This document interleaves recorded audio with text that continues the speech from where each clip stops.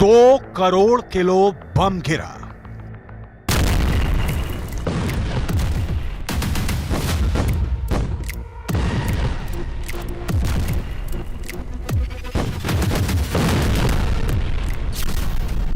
Gaza में परमाणु हमले जैसी तबाही।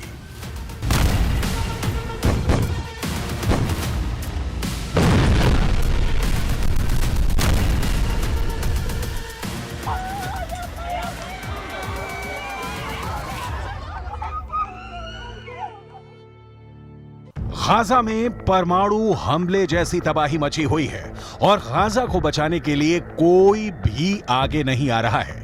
फिलिस्तीन के लोग इसलिए भी परेशान हैं। लगातार बड़े बड़े दावे करने वाले इस्लामी दुनिया की एकमात्र वाहिद एटमी कुव्वत पाकिस्तान भी कहीं नजर नहीं आ रहा है। वो पाकिस्तान जो खुद को फिलिस्तीनियों की रक्षा करने के बड़े बड़े दावे और लंबे लंबे डायलॉग मारता था, वो पाकिस्तान भी गायब है। ऐसे वक्त में जब फिलिस्तीन के लोग ये उम्मीद कर रहे थे कि वेस्ट एशिया के 22 अरब देशों को मिलाकर इजराइल का मुकाबला करेंगे, ऐसे वक्त में इस्लामिक मुल्कों में ही एक दूसरा कदर मच गया है। अब पाकिस्तान और अफगानिस्तान के बीच जंग की नौबत आ चुकी है और उसकी वजह है पाकिस्तान के मियांवाली एयरबेस पर आतंकवादी हमला, अफगानिस्तान पाकिस्तान का शरणार्थी संकट।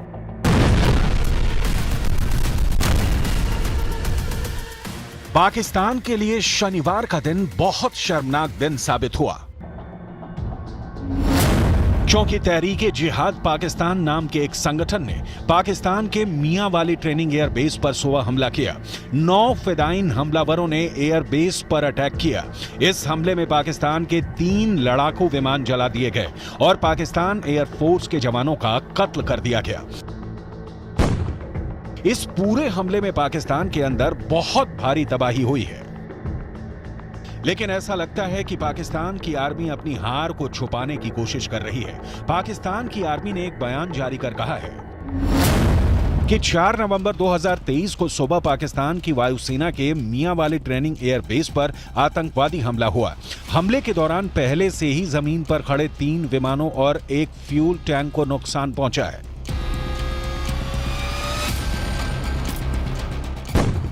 पाकिस्तान पर 24 घंटे में यह लगातार दूसरा बड़ा आतंकी हमला है, क्योंकि शुक्रवार को ही बलूचिस्तान में घात लगाकर किए गए हमले में 14 पाकिस्तानी सैनिक मार दिए गए थे। जब पाकिस्तान ने परमाणु परीक्षण किए थे, तब हमास भी पाकिस्तान की बहुत तारीफ कर रहा था, लेकिन अब फिलिस्तीन की सुरक्षा के दावे करने वाला पाकिस्तान सिर्फ जुबानी जमा खर्च करके ही काम चला रहा है। फिलिस्तीन और इजराइल के नाम पर पाकिस्तान के एक्सपर्ट सिर्फ जहर ही उगलते रहे हैं। और जरा अपने दुश्मनों से सीखिएगा। 1948 में जब इस्राइल की रियासत बनती है और उसके बाद गोल्डा मेयर, एक यहूदी औरत जो उनकी प्राइम मिनिस्टर बहुत मशहूर, उससे एक अखबारी जर्नलिस्ट ने इंटरव्यू लिया। Golda Meir wanted to buy weapons for the state of Israel, और इसराइल के पास उस वक्त पैसे नहीं थे। अमेरिका ने उनको इतने पैसे देने शुरू नहीं किए थे, और चारों तरफ अरब मुल्क, मुसलमान मुल्क जो थे, ऑब्वियसली दे वर हॉस्टाइल कि Israel was transplanted with in the Muslim heartland. तो इसराइल को अपने दफा के लिए वेपन्स चाहिए थे। तो उस जर्नलिस्ट ने गोल्डा मेयर से कहा कि आप अपना सारा बजट असलहे की खरीदारी पर खर्च कर रहे हैं, क्यों? कि कौमें भूखी तो रह सकती हैं, लेकिन अपने दिफा के लिए, अपनी इज्जत और आबरू की हिफाजत के लिए हथियारों पर कॉम्प्रोमाइज नहीं करना चाहिए। लेकिन आज की हालत यह है कि पाकिस्तान और अफगानिस्तान खुद ही आपस में लड़ रहे हैं। दरअसल पाकिस्तान इसलिए फंस गया है क्योंकि उसने अफगानिस्तान से आए हुए 20 लाख शरणार्थियों को दोबारा अफगानिस्तान वापस भेजने का फैसला कर लिया है, और इसके जवाब में अब तालिबान की सरकार और आतंकी संगठन टीटीपी ने पाकिस्तान के खिलाफ मोर्चा खोल दिया है। तोरखाम बॉर्डर पर पहले से तनाव के हालात हैं और अब शरणार्थियों वाले मुद्दे ने दोनों देशों के बीच युद्ध जैसे हालात बना दिए हैं। दूसरी तरफ गाजा के अंदर खूनी गदर मचा हुआ है। 7 अक्टूबर से 1 नवंबर तक गाजा पट्टी के अंदर इजराइल 18,000 टन बम गिरा चुका है। 1 टन में 1,000 किलोग्राम होते हैं। इस तरह से अगर 18,000 टन को किलोग्राम में बदलें तो यह संख्या आती है करीब 1 करोड़ 80 लाख। यानी 29 दिनों के युद्ध में इजराइल गाजा पर करीब 2 करोड़ किलोग्राम के बम गिरा चुका है।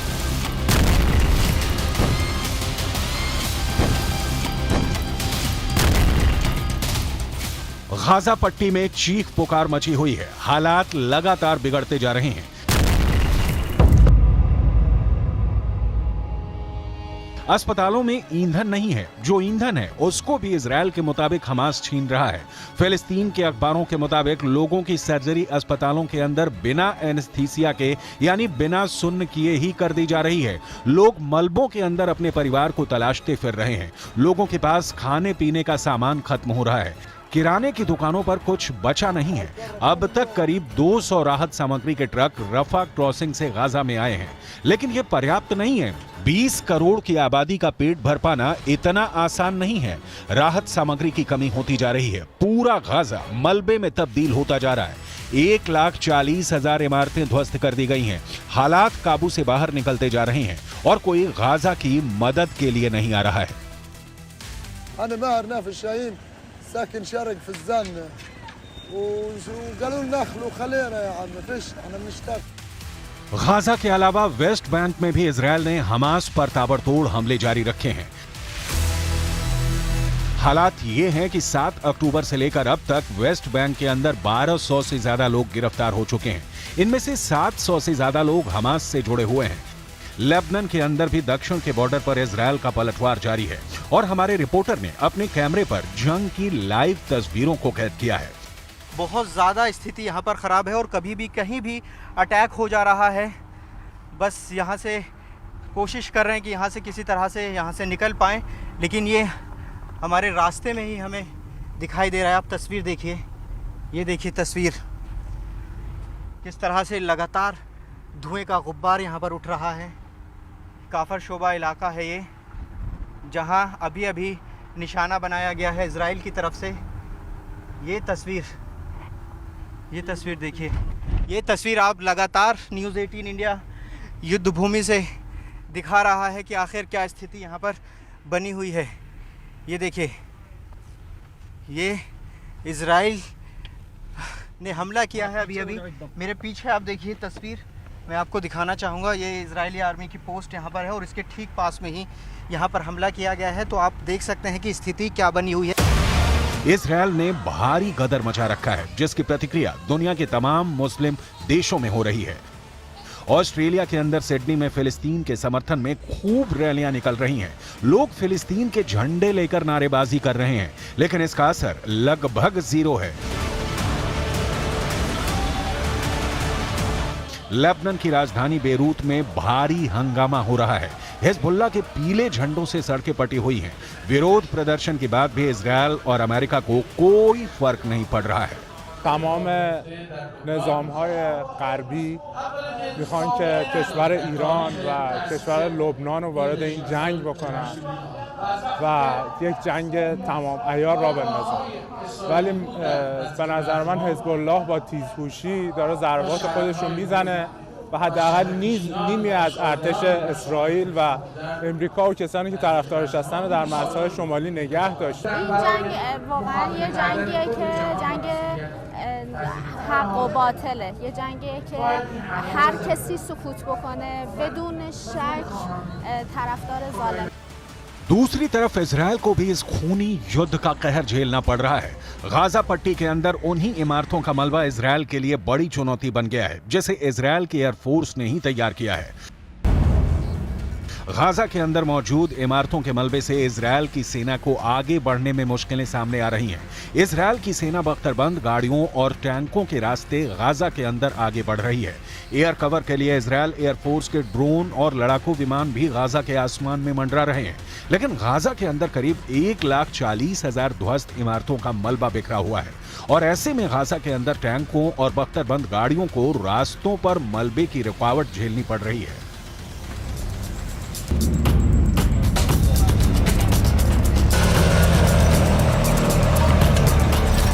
इस मलबे को हटाए बिना इजरायल की आर्मी आगे नहीं बढ़ सकती है, लेकिन इसी मलबे को साफ करने के चक्कर में इजरायल की आर्मी फंस रही है और उसको हमास के हमले झेलने पड़ रहे हैं। इजरायल के अखबार टाइम्स ऑफ इजरायल की खबर के मुताबिक जब से ग्राउंड ऑपरेशन शुरू हुआ है, 1 नवंबर तक इजरायल के 25 से ज्यादा सैनिक मारे जा चुके हैं। इजरायल के रक्षा मंत्री योव गैलेंट ने इस पर बयान दिया है कि गाजा में हमास आतंकवादियों के खिलाफ चल रही लड़ाई में इजरायल डिफेंस फोर्स के सैनिकों की मौत एक कठिन और दर्दनाक झटका है। हमारे दिल और विचार उनके प्रिय परिवारों के साथ है।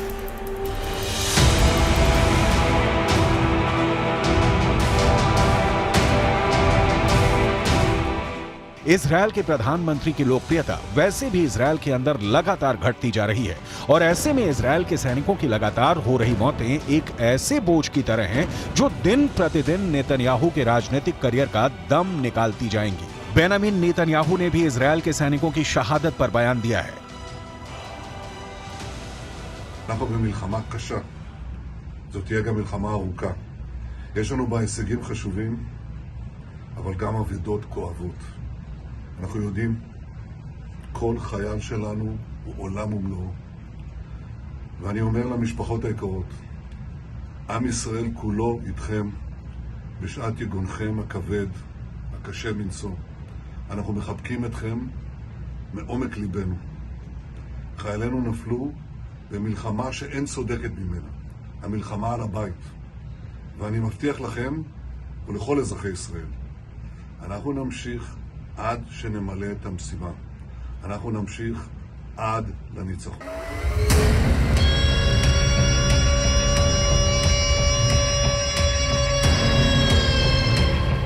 कुल मिलाकर ये जंग गाजा और इजरायल दोनों पर भारी पड़ रही है।